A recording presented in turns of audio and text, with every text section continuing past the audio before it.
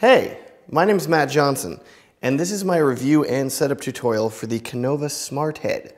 It's a really awesome device that lets you add some panning and tilting to your videos and time lapses. And it integrates with Konova's Smart Motion Head and slider to really give you an awesome all-around motion controlled time-lapse setup. So in this video, I'm going to show you how to set it up on a tripod for basic panning and tilting.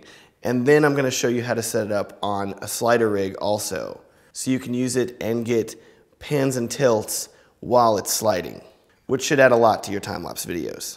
So let's go in closer. So this is the Smart Head.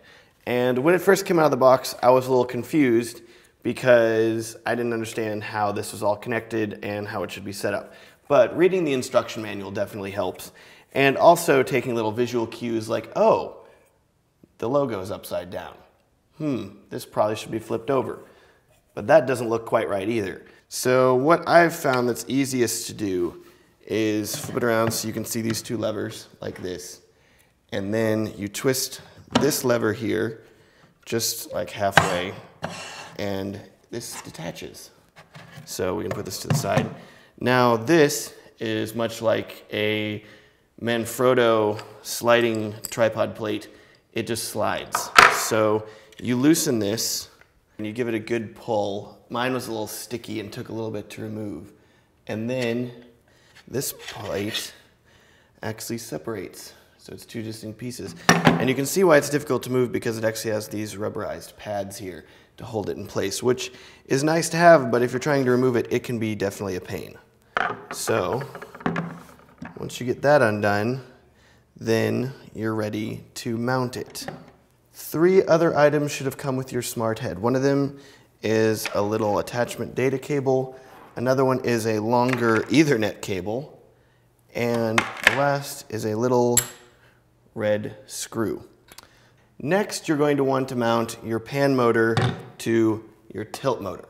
Now, the thing to keep in mind whenever you're mounting this is that it has to be connected via this little data cable. So the best way to do that is to look over here and see how it has this little tilt block plug, and on the bottom here it has a tilt block plug. So whenever you mount it, make sure that this side, it matches up with this side. So mount it with both of these on the same side. And this just slides right into here, much like a Manfrotto tripod plate would. Pretty cool. So slides into place there.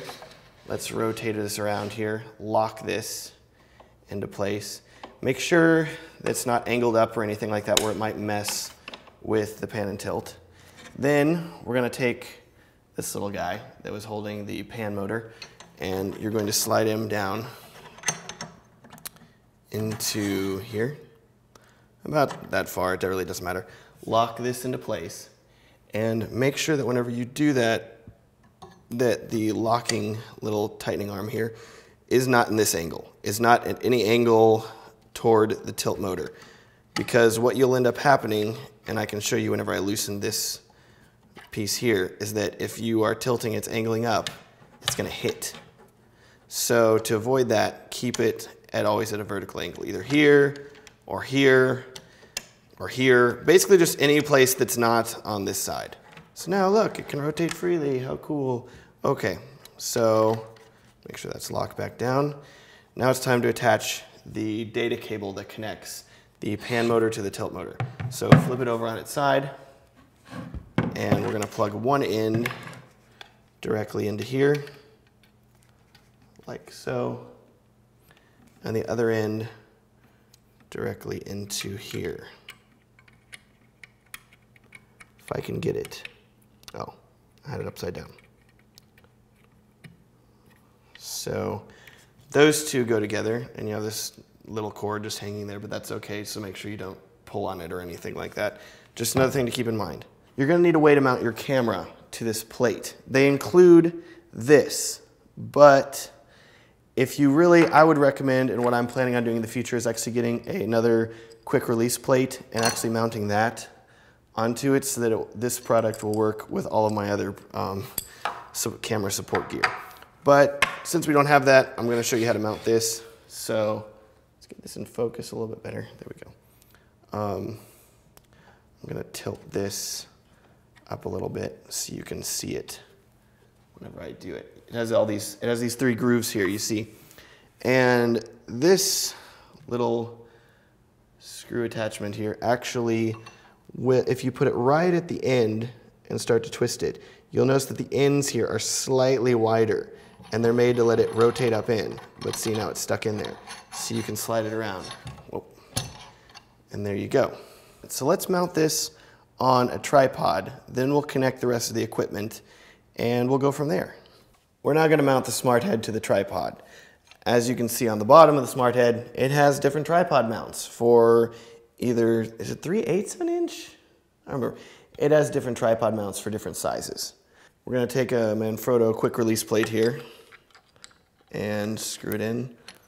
I would definitely recommend tightening this on with a screwdriver of some sort. Once you've done that, you're ready to mount it. So I have the quick release plate facing this way. So we'll just slide it onto the tripod, lock it into place, and I will rotate all of this way so you can actually see it in all of its glory. Now this looks pretty cool on here, I gotta say. Like, I feel like it's some sort of robotic monster, and it's kind of neat. Let's plug in the Smart Motion controller to this and mount a camera on top of it and get it working. Now we're gonna mount the 7D to the Smart Head. First thing to keep in mind when using this is that you need to mount the 7D facing the proper direction so that the Smart Head understands, oh, I need to tilt up, versus it'll try to tilt down, it'll be confused. So the front of it is actually this way around. Let's loosen this here. I was gonna try to be smooth about it, but didn't happen. So rotate all the way around. This, now the front of it, now it is facing you. So much like mounting to any other tripod that you've ever mounted anything to in your life, hopefully, this is the same exact way. Screw in your camera, and it is now mounted. The nice thing about this is that you can then adjust it if you need to. So you can loosen this a little bit and like slide it closer or farther away. You can slide it way out here if you need to get to the memory cards, which is really helpful. So I'm gonna screw that in right there, and that looks pretty darn awesome, I gotta say. I'm gonna assume that you've watched my previous Smart Motion controller video. I'll link to it in the description below. You can watch that video, and in it I show how to set up the Smart Motion controller, how to get everything plugged in, how to use it, and I review it as well. So watch that video first. I'm gonna assume that you've seen it. I'm gonna skip a little bit of that setup so that we can skip right to showing you how to use the Smart Head with the Smart Motion controller. First off, you got your box. If you watched my previous video, you saw this. That's how I keep all my stuff organized for time lapsing. This thing's great. I'll put another link to it down below. So the only real new piece of equipment that you have to use with your Smart Motion Head is the Ethernet cable, which I'm sure this would probably work with an Ethernet cable. It's just a basic Cat 5 patch cable. So you could literally go to any computer store and buy a shorter one or a longer one, depending on what you wanted. So if you want everything a ways away, you can totally make that happen. You're only gonna have 2 things actually running into the Smart Head. And I'm gonna flip this around so you can actually see it. One of them is the camera cord, the other one is the controller Ethernet cable. So we will plug in the camera cord first. It's pretty straightforward. Plug the little camera plug into there. Now we will plug in the Ethernet cable, which is also incredibly straightforward, which is nice. So if you've ever used a computer, you have a basic understanding how to do this. Good job. Controller goes into there. Plug this into your other controller port here. So the cool thing is that the data cable handles both the instructions from the controller itself, and it tells the camera how many times to take pictures. So it's all one cord instead of you having to run like the camera cord and the other connection cord. I'm gonna give you a little example here, and then I'm gonna go straight into actually showing you the settings on the controller. So if we go to pan and tilt move, controller here, left and right, rotates it like this. and up and down actually rotates the camera. Pretty sweet. So, as you can see here, the camera is actually rotating. The cool thing is that you can also incorporate diagonal angles. So you could be panning it down while rotating.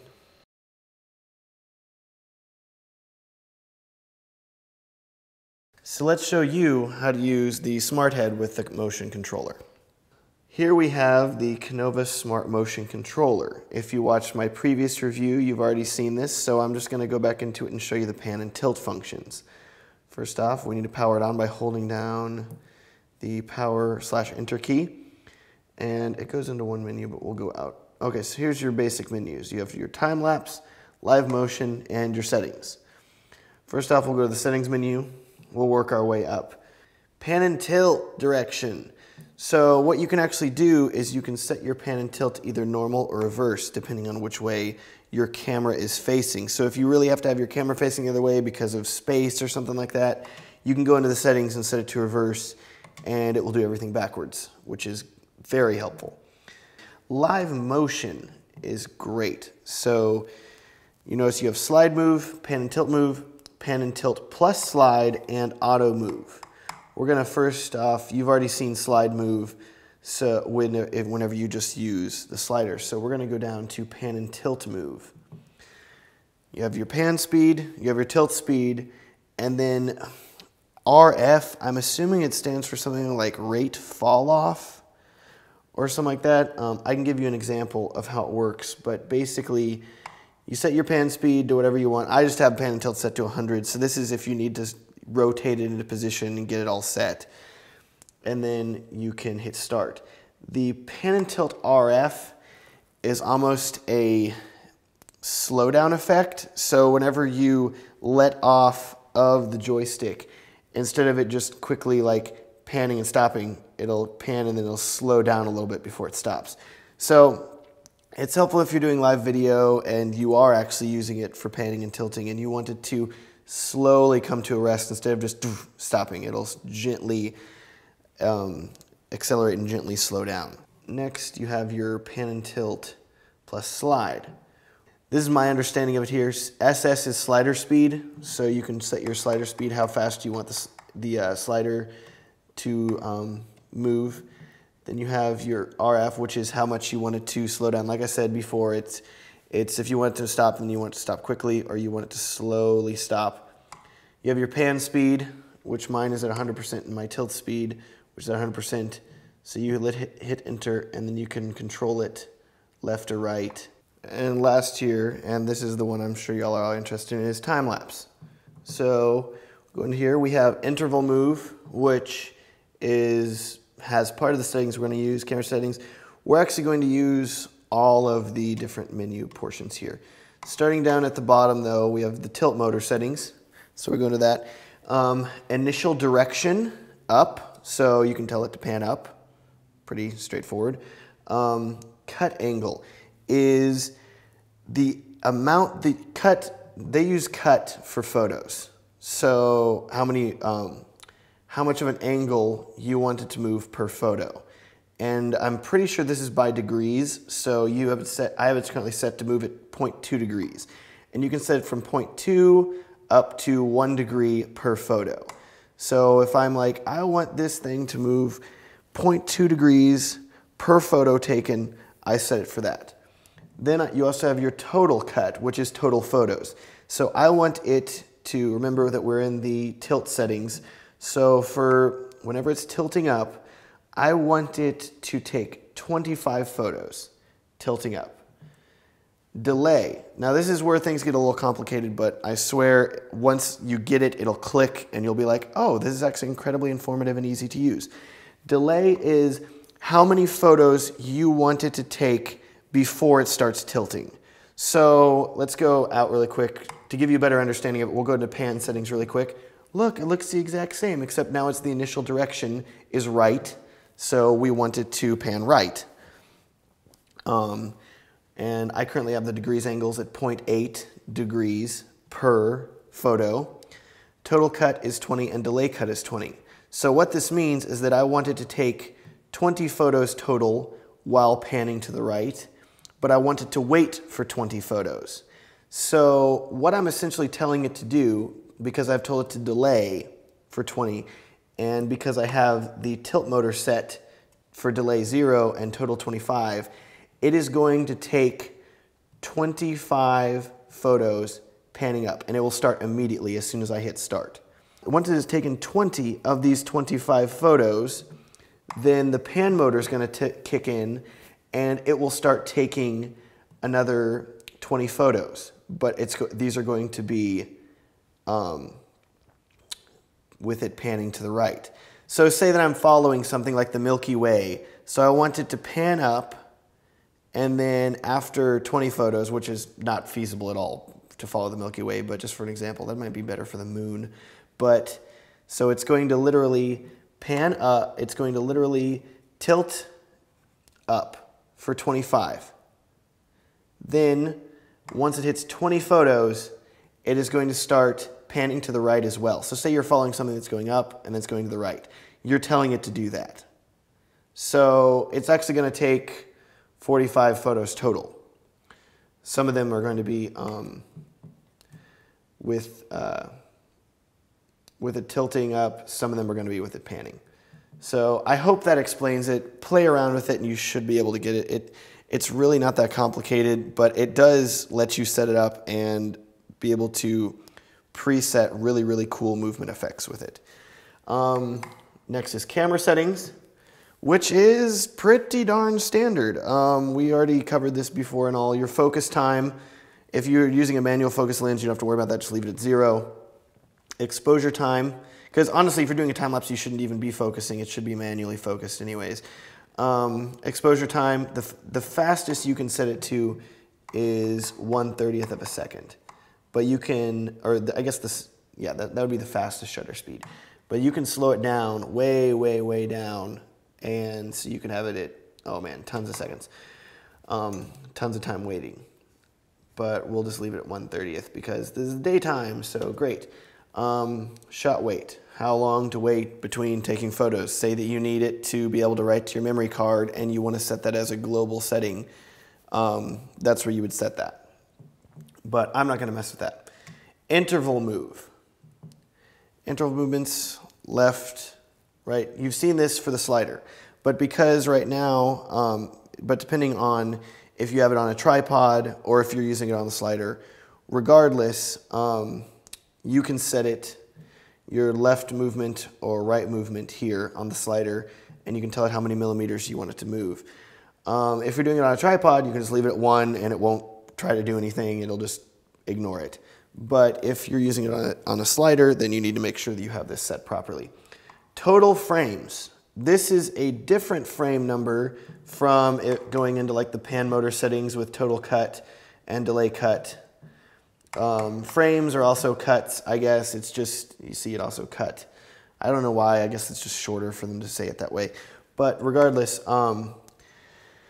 this is separate, so this is your total amount. So you need to have this, I just have it 942 because it's a very high number, and I'm gonna come and stop it beforehand, before it reaches that number.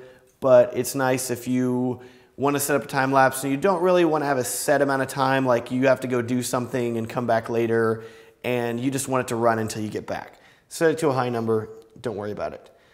But like I said, it is different from your total cuts and delay cuts. So make sure that these numbers are always smaller than your total frames, or else that will stop your time lapse before it reaches the end of the total cuts and the delay cuts. So, or photos. I really need to figure out how I'm gonna phrase that. Oh well. So, interval time is, mine set to 2 seconds, so it has enough time to write to the memory card. And I want it to say, like, be able to take photos of clouds. I would have it at 2 seconds. And then the last thing is you just hit start. And then it will start telling you your time. And so it'll give you a little countdown. IV is interval time, I guess. ST, it'll tell you if it's moving or waiting. And it'll tell you if it's moving the motor or it's waiting. So it'll move, wait pretty quickly. It tells me that it's captured 10 frames total frame out of 942. Capture time, it's gone for 26 seconds so far. And then it's telling me that it has captured 17 tilt capture photos and 0 pan capture photos. But watch this here. Once it hits 20, see, it starts capturing the pan capture photos because that's how we had it set. So that's going to run its course to about 25 and then it'll be done. So we'll just cancel that now, back out. And that's basically it. It's pretty straightforward. I'm going to show it to you guys on the slider as well so you kind of get a good rounded look at how it all works. I have my slider rig here now, and we are going to mount the Smart Motion controller directly onto it. So as you can see on the bottom, it has 3 really big screw holes. So I'll pick the middle one here, and you just put it on and rotate it on. It's a little easier to do if you don't have a camera on it as well, but I left mine on and we're already committed at this point, so yes. But this should screw all the way in until it fits snugly. Let's plug in our motor onto the slider and go from there. Now that I have everything connected, if we wanted to do a slider move, we could do something like that, and it'll go back and forth so you can get into position. And we can also go to the pan and tilt settings here and rotate.